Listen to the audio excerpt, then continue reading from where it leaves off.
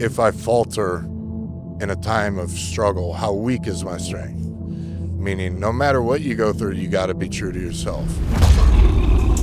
Welcome back, guys, to another episode of Creature Feature. I'm your host here, Paul Caldwell, joined today with Steve Gentili. Thank you for having me. So Steve, the owner of the location we're coming to you from at Indy City Barbell, powerlifter, very prolific powerlifter, I would say at that.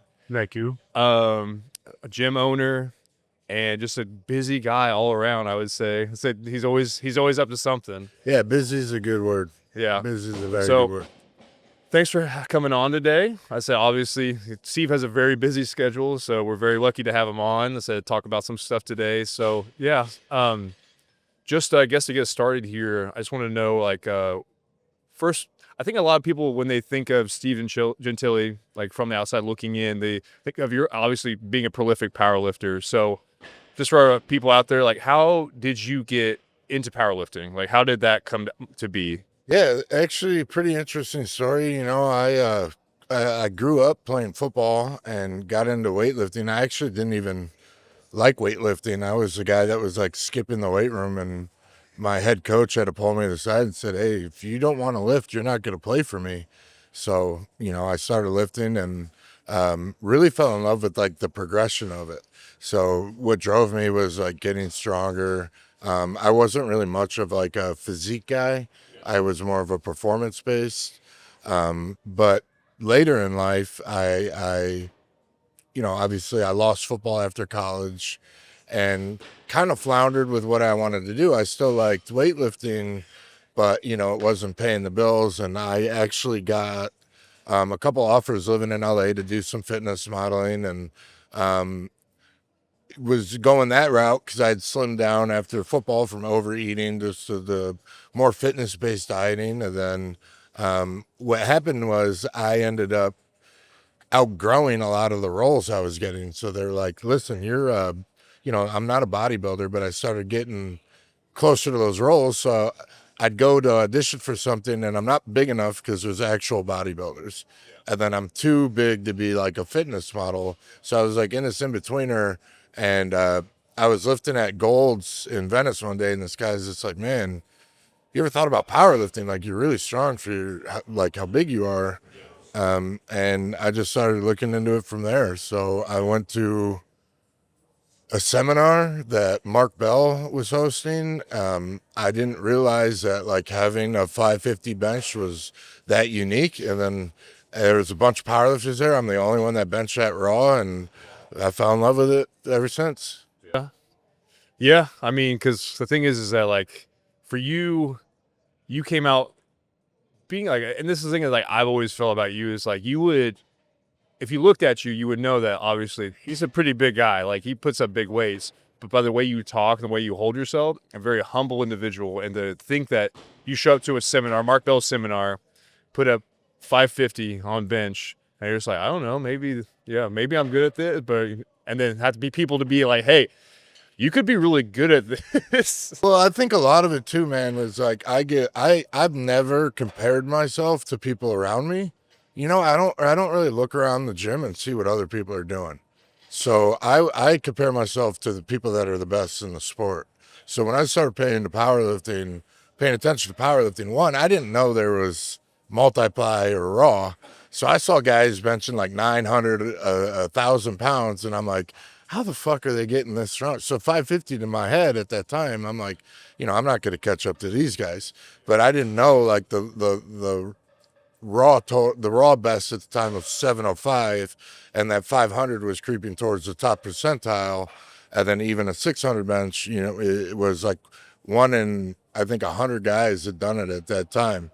So I comparing myself to the best in the world versus what I could do locally, it kind of shifted my perspective and made me want to be the best. Oh yeah, for sure. Because I mean, and that's something I try to advocate with people that I work with, or it's it always serves you so much better to feel try to be the small fish in a big pond versus a big fish in a small pond. Cause you naturally going to outgrow it, or you're going to feel elite, but you're not really elite once you look at the big picture, across the spectrum.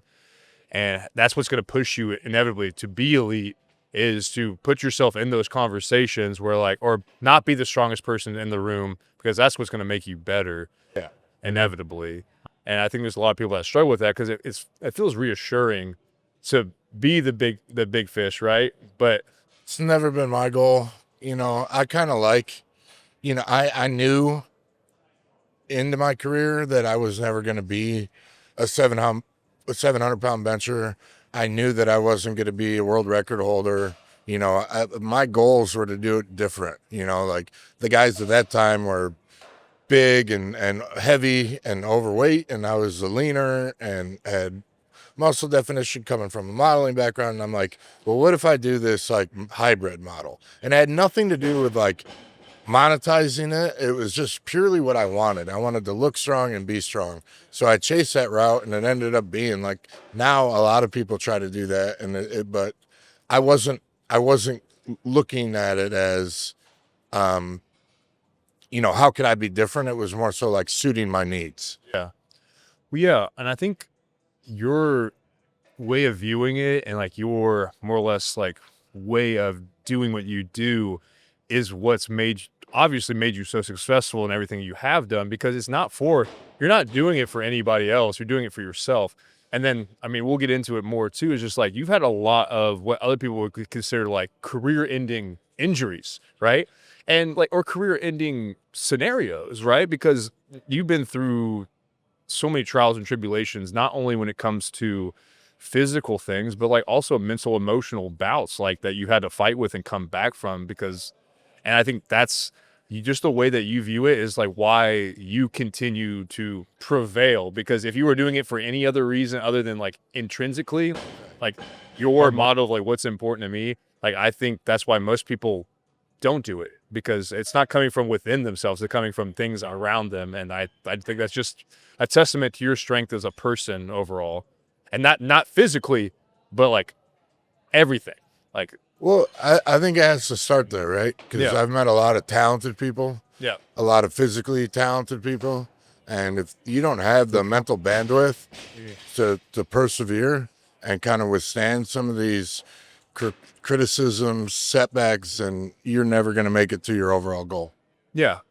Because that's the thing is like anybody can show up and lift weights, but it's just like, but you know, when you have to go home and deal with everything that's going on in your personal life, whether it's like relationships, whether it's, you know, like your job, your career, you know, like I said, physical injuries or losing loved ones or whatever like that, like that's where you actually have to dig deep and see like, how bad do you really want it? And how bad do you want to overcome it? Man, I mean, I would even argue that most people can't even get the lifting weights part right. You know, like for it's still a smaller portion of the population, and then even the people that are doing that, like it's not hard to get lean, and it's not hard to build muscle, but people make it hard because they have excuses and all these reasons not to do things. But you look at like the fitness industry as a whole, and there's a reason why only a small percentage of them are getting these roles, right? It's because it's not easy. None of it's easy. No, and that's the thing is just like that's why when you know who's about it, it's great to surround yourself with those kinds of people, because that's when you just have decided that like, okay, these people know that it's more than just wanting it in the short term, but like what it actually means to want it. Yeah, and I guess to make my point, like I said, it wasn't easy, and then I said it's easy. What I'm saying is, it's easy once you make your mind up, then that's what you want to do. But most people can't even do that. It's like they think they want it and they say they want it, but they're not actually doing the things they need to do in order to create those opportunities. Whether it's winning competitions, whether it's getting opportunities, or whether it's just losing a little bit of weight. You know, they allow too many things to distract them. Yeah. Because I mean, I'm sure you've experienced a lot because you've been doing personal training since 2004. 2003. And so when you deal with clients, one of the most frustrating things that can happen is like, here, I can give you all these tools, right? Because you say you want it, but they're like, oh, I have to like, you know, make sure of what I'm eating is right. If it's my macros, or I need to get in the gym that many times a week. I was like, can we do it this? It's like, hey, like, I'm just telling you, like, this is what you got to do. Only you can decide whether you actually want to make it happen. Yeah. And it's hot and cold with those guys. Like they'll do it for a few months, then they fall off, and then they're off for a few months and they come back, and it's that yo-yo effect, and it doesn't get them anywhere. No, yeah, because I think it gets beat to death now, especially with, the way that the fitness industry is represented in social media now and everybody's into it. But it is true, even though it is cliche, that like the key is the consistency part. I don't think it's cliche at all. Yeah. Because if you got that part right, then you're doing better than 90% of the other people. No, true. Very true.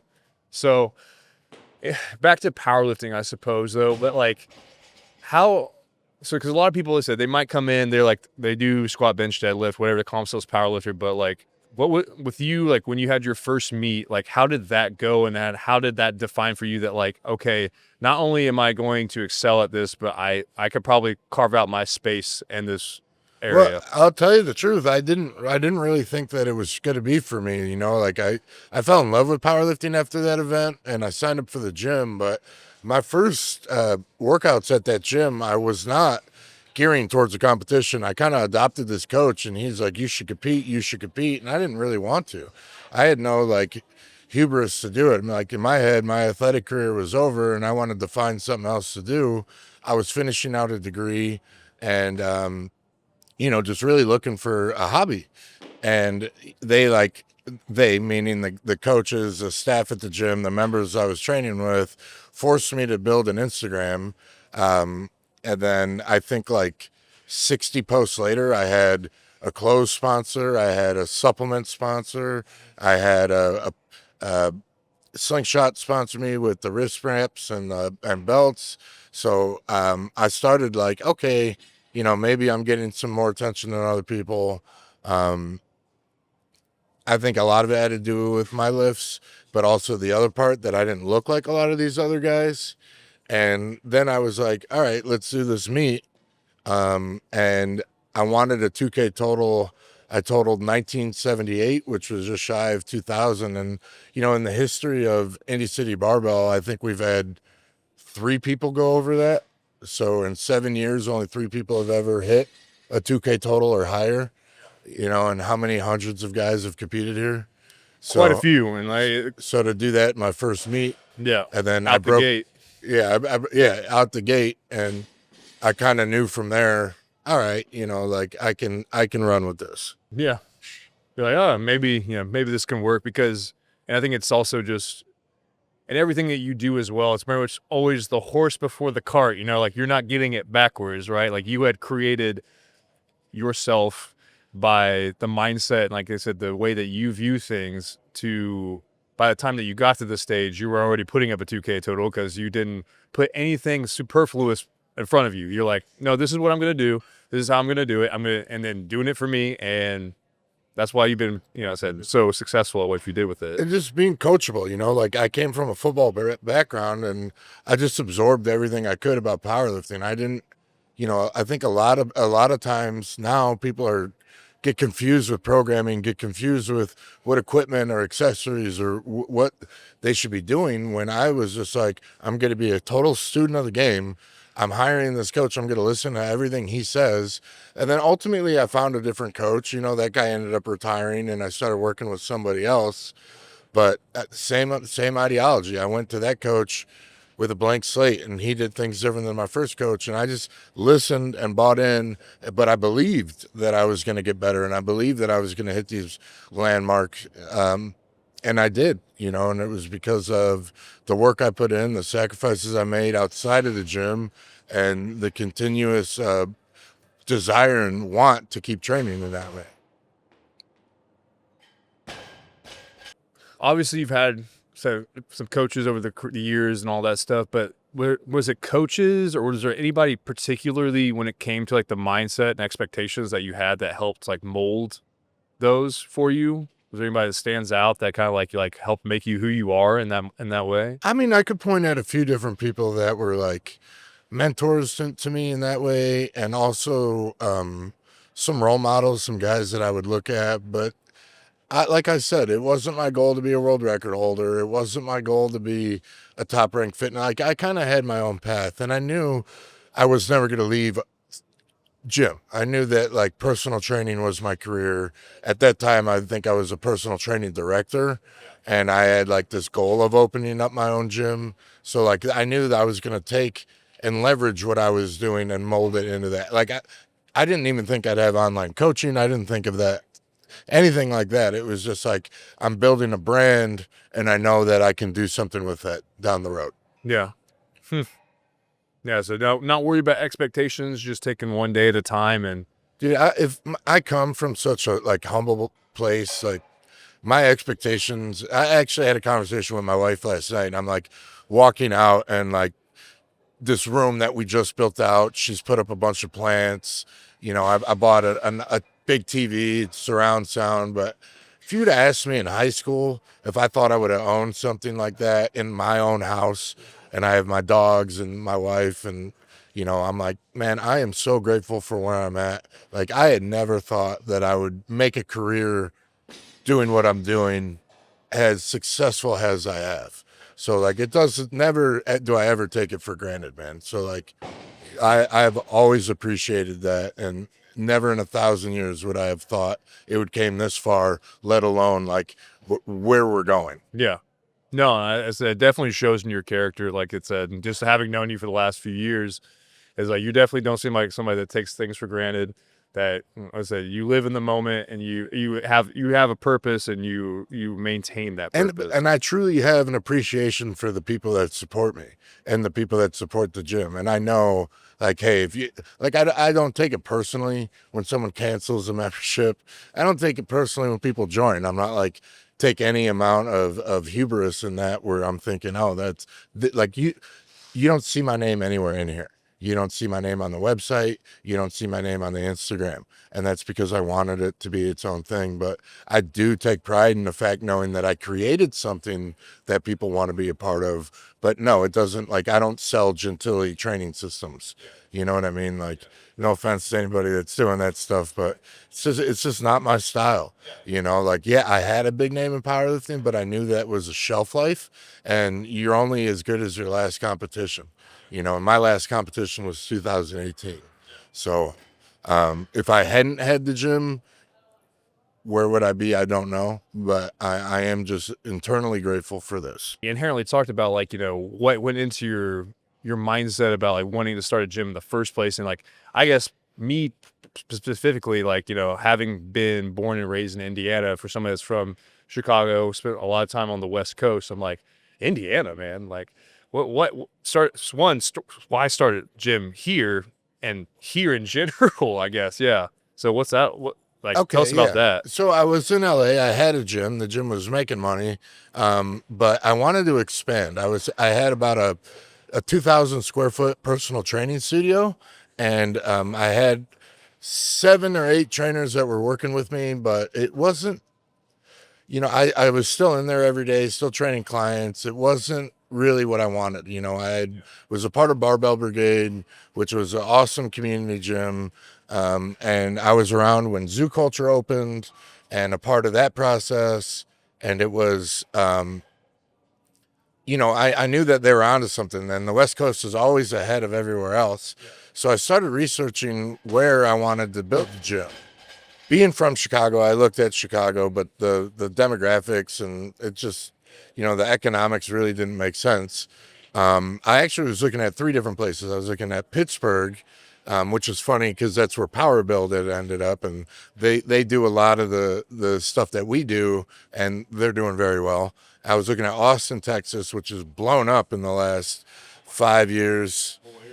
But how I did it was I was researching the best cities of economic growth. So I wasn't really looking at fitness because obviously Indiana looks pretty low at fitness. Pretty low on those metrics. I went to 3 different gyms, and at each one of those gyms, I was either recognized for who I was or something that I've done, or the t-shirt was recognized as like, oh, I know that brand. It'd be so cool to have something like that here. And then I started looking at gyms here, and there was a few, but like nothing big and nothing that was like privately owned that was doing anything. I'm sorry to say Indianapolis, but anything cool. There was nobody doing anything cool here. No. So I was like, you know, it was a big opportunity, but at the same time, like, well, maybe there's a reason there's nothing cool here. But those conversations gave me enough confidence to come and do it. And my goal was never to be like, I never thought we'd be as big as we are. My goal was like, hey, maybe I could get 100 members and get 50 of them to coach with me. And that was going to be the business model. But at least it would give me the gym that I wanted. And I just wanted out of LA. I'm not from LA. You know, I enjoyed my time there. I have some lifelong friends, but it's just not where I wanted to end up long term. So Indiana has been, you know, everyone that are from here, they're like trying to leave. And I'm like, Indianapolis is a great city to live, you know, and I've truly enjoyed the last 7 years, you know, and it's kind of interesting to say because you look at, it's probably the first 5 of it were the worst years of my life. And, going through what I went through and dealing with the business was, but I take those negative experiences as an opportunity to learn from them. And we wouldn't be at this location with such a great team, with such great atmosphere, if I hadn't experienced some of that negativity at first. So I just look at that all as one process of like what I needed to go through in order to have the place that I have now. Yeah, because it definitely makes you wonder, like, you know, if this, or that didn't happen, is this inevitably where I would end up? And I guess having been a member for ICB for almost 3 years 3 now, years, yeah. I'm like, you know, in the best way, I'm glad that you came here and made what you did, Yeah. despite everything that happened, because, you know, that's part of your journey. But like what you've been able to create has been, I know personally, I can say has been great, and is something that I know a lot of people are very appreciative that you did create it. But I guess my question to you, since I already know it, but like, what makes so Indy City Barbell though, for like all the lifters that we have here, like to you, like what sets it apart? You have to ask that again. I couldn't, somebody was moving. Oh, so when you think of Indy City Barbell, you know, obviously I know personally what makes it what it is, but if people wanted to know, or people were interested in like becoming members here, what sets us apart here from maybe another gym that they could go to? Yeah, and it's interesting because you say like, "Hey, I understand it," and most people that are here get it. And every gym and every private gym, they talk about community and what that means to them individually, and it always comes off corny, right? Like it's, but realistically, like what sets us apart is we have people because. What I'm going to do is what a lot of gyms don't do is talk about price points. And a lot of gyms set their price points too low. So it gets this big induction of people that may or may not respect the culture. And that's what I did in the beginning. And then when I shifted, like you've seen, maybe if you came in a little bit later, but over the years, like we've changed it a couple times. And what I said about being at the old location to here, it changed again. So to really make it what it is, it's like having the people that believe in what you're doing and keeping the element of like, dude, if I wanted to make more money, I could. If I wanted to do either, Eli Lilly is down the street. They've offered us corporate rates several times. We're in downtown Indianapolis. Like there's easily ways for me to discount certain people and make more money, but that would dilute the culture here. So I stay away from those things, and I'm not just trying to get more and more and more members. What I'm trying to do is keep the quality of the gym as where it's at, because that's more important to me than just making a few more bucks. And I think that when you start with ownership and leadership that believes in that, then it trickles down to the members. And you've seen the growth here. You've seen the amount of change that's taken place, the equipment that we brought in, the build outs that we've done. And then that makes it a lot easier to adapt to like, hey, I'm going to buy into what this guy's saying, or I'm going to respect the space because I've seen the work they put into it. Yeah. Yeah. I was like, you could definitely tell, like, you know, you had a vision, you wanted to accomplish it. You being true to your mantra and yourself is like, I'm not going to sell out. Maybe I would make so much more money if I did it this way, but this is what I wanted to be. And this is, and like I said, as a member here, like that is what it is. And like, that's why, like you said, it's like, it's kind of hard to put in words, or it might come off as like, you know, corny to some people, but like, you just like have to experience it and you'll know, like, if you're about it, like you're in the right place. Yeah. Right. And I think having the membership of people that we have, you know, it's an easy sell because like you walk in, you see the equipment and people love it. And a lot of people, it's different than what they've seen. But with the people that do love it, they really love it. And then it's not a sell, So to get them to come in, and then they shape the community. So it's really like a trickle down. It starts with me, right? Like if I wasn't passionate and I was cheap and all I cared about was money, then you guys would see that, right? And it would be a different vibe here than what it is. Mm-hmm. Yeah, you wouldn't have the culture you would have here if those things were true, right? So not only, like I said, were you doing, and this is, especially since I've been here the last 3 years, and this is kind of more I've known you during this part of your journey, but, not only were you trying to accomplish all these things, move from a 1.0 location to 2.0 location, but you've also been dealing with, up until the last couple of years, a kidney transplant situation. Yeah. So tell us about that. Like when did you find that out? And like, what was that like getting that information that like, not only were you having to juggle so much already, but this was now added onto your plate as well? Yeah. So that was, July of 2019. I opened up the gym in December of 2018. In that time, I tore my pec in my last competition benching. I tore my quad working out at the first Indy City. I was running the gym completely by myself. I had no staff. And then I find out I'm in kidney failure. And I had some members and some great people that were trying to help, just genuinely just trying to help. Then I had some other people that were trying to take advantage of my situation and see what they could get out of it for themselves. And maybe it didn't start that way, but that's the way it ended up. So it was one of the hardest periods of my life, and juggling that, and then it kind of, like a lot of people don't know how severe it got. And there's a reason why most people do dialysis 3 days a week, and I had to do mine 5 days a week. There's a reason why that you guys wouldn't see me for weeks at a time, because I was checked into a hospital. And there's reasons why, I almost didn't make it. And there were several points where I thought that. So, and I can remember like the night before my transplant, getting a text from a member complaining about parking. And I'm like, this woman knows me personally, and a lot of the members know me personally. And I get it, like this is a business.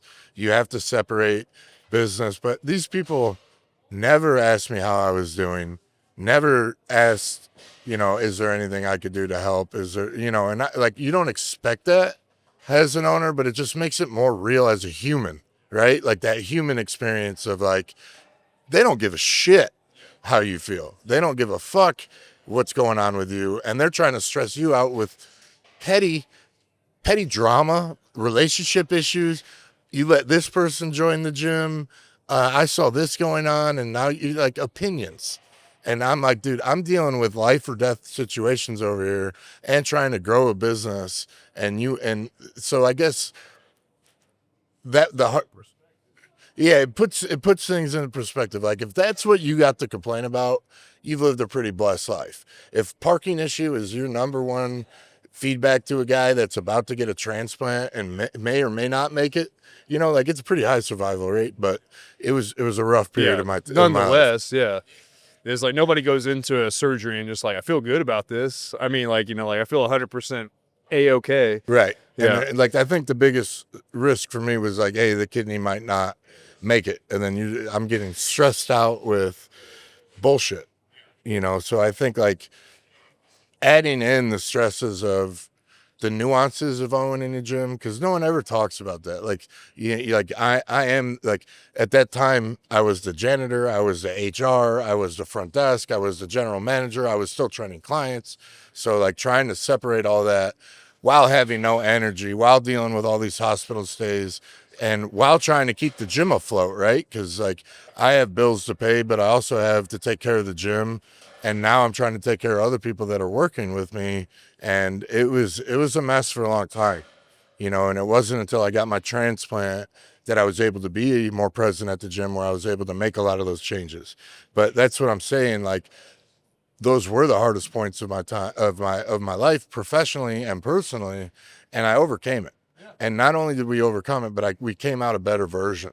So like, I don't, I don't hold any grudges towards those people. I laugh about it now, and it's more like, and none of them work out here anymore, but it's more about like, man, what a learning experience. and what I will and won't tolerate going forward. Yeah, I mean, it sets the bar, and like, but yeah, you're faced with an opportunity to be reborn into something better, and that's ultimately your choice whether you just choose like, if this is this going to make me a better person, and like I said, through the struggle, Yeah, create that strength of character.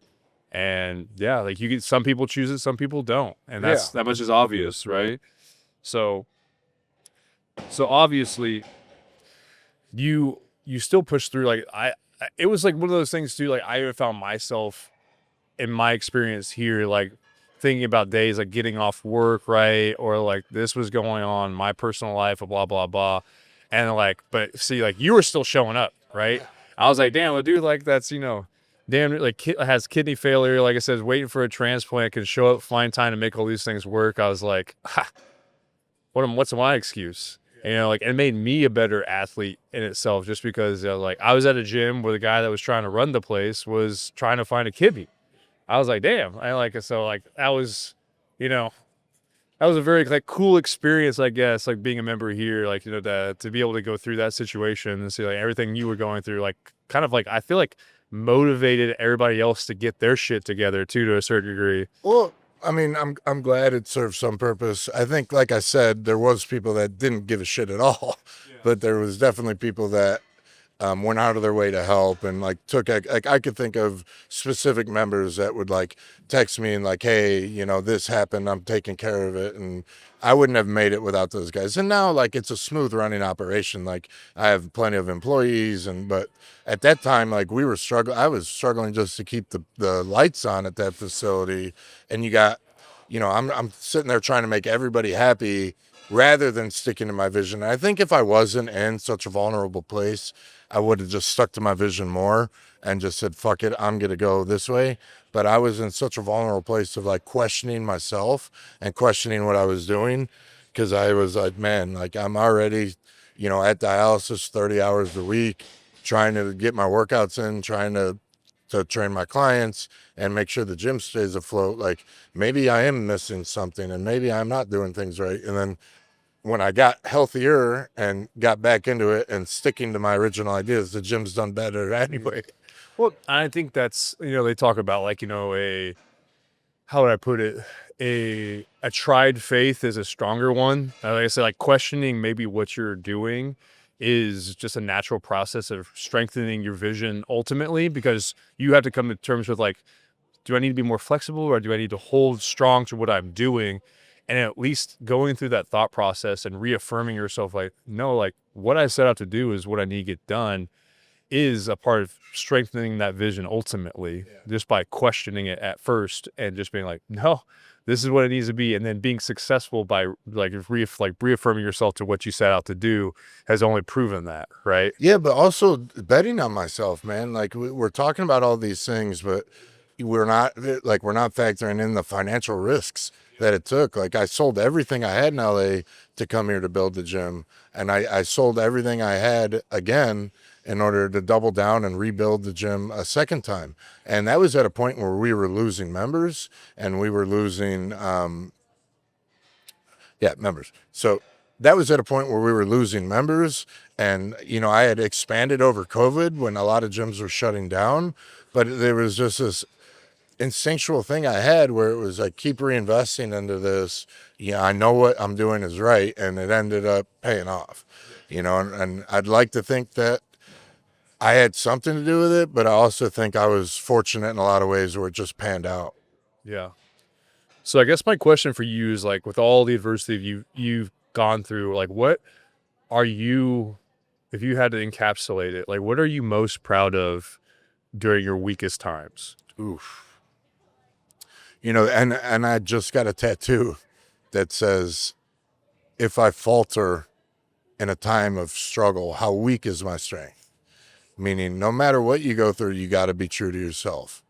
So what am I most proud of over that time? It's hard to say, man. I hang my hat a lot on the gym, and not being as strong as I was as a lifter. My competitive days are over. I'll never beat those numbers. I am proud of the fact that I've lifted through that whole period of time, but I wouldn't say that's what I'm most proud of. I've had some challenging times with my relationship with my wife. We were engaged and going through a lot of challenging things as a couple, things that normal 30-year-old adults don't have to deal with. But with dialysis changes those dynamics.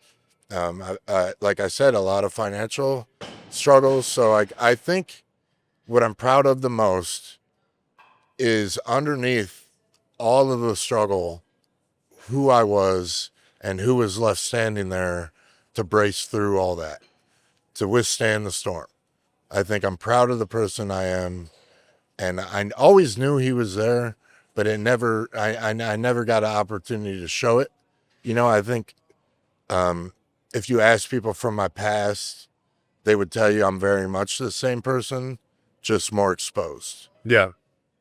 Yeah. You were like through trials and tribulations, whittled down to the core essence of what you are. And you got to prove that for everybody because it was always there. It was just, Wasn't, and it was the fact that not only did I survive and thrive through adversity, not only did I cultivate this amazing marriage that I have and built a life for myself that I'm very proud of, but I also took the opportunities to help other people.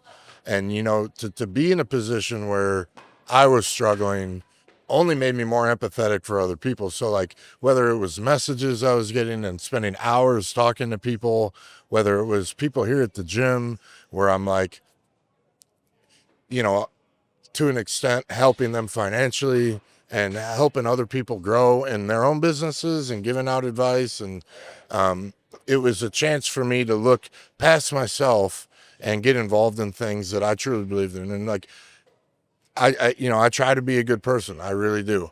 And I think that nobody's perfect at it, and I've made my mistakes, but those are the things that I am most proud of. yeah, very well put. Very well put. So, but it's like what I feel like your story is a testament to the things that do truly work when you are trying to dig deep and stay true to yourself and accomplish what you have to get done. On the flip side of things, you've existed in a world where I would say between gyms, supplements and stuff, like there's a lot of mantras that are thrown around and stuff. So if you had to think of like what you think is probably the least helpful or the most BS way of looking at how things work, whether it's in the strength world or just being a human being, what do you think that gets in people's way the most when they think this way? Like if there's a certain way of thinking that really gets in people's way from becoming and being who they are. Yeah, I think lately it's just been I think we beat this topic to death, but making excuses. I think a lot of people have adopted this victimhood mentality, and they almost like live in that identity, and I think that's what's going to prevent them from accomplishing anything significant. So if I had to say one thing, it would be people getting in their own way. Like whether it's ego and they can't they think that they're capable of all these things, and they project and say like, oh, hey, I'm going to be a world record holder, I'm going to be an Olympia, and I'm going to do all. And then they almost lose sight of how to get there just by saying it first. Like, why don't you take the steps necessary to get there first, and then dominate humbly. Yeah, is what I like the way I like humbly. to think about That's it. a good way to think of it. So there's no reason to have an ego and boast about things if you haven't taken any steps towards those things. And even if you have, like if you're great at something, you don't need to tell people how great you are. Yeah, people will just it will speak for itself, right? Other people will say it, and it'll show. But other people will speak your what's the saying? Like I can't remember that right now, especially I'm on the spot. But let other people speak your praises. Yeah, it's kind of a good way to put it. So I'm gonna go into a next feature of I'm gonna ask you a question. It's gonna be a lot more simple questions from what we've been talking about, but a little bit more like rapid pace here. So first one, go to pre-lift song. Dude, I can't. Go to pre-lift song. Sorry, like you're about to go out for, like I said, for a big lift. What's the song you're listening to? Young Jeezy, Thug Motivation 101. Nice. Favorite PR of all time? Ooh, Squatting 804 in competition. That was a big one. I tore my pec right afterwards, but it was the highest of highs and then the lowest of lows. Because I mean, and then squat has kind of like always been the thing you've always been trying to catch up with too. I've had 8 orthopedic surgeries on my legs. So I'm right now I'm struggling with a hip injury that's not allowing me to squat heavy. So yeah, I'm always behind on squats.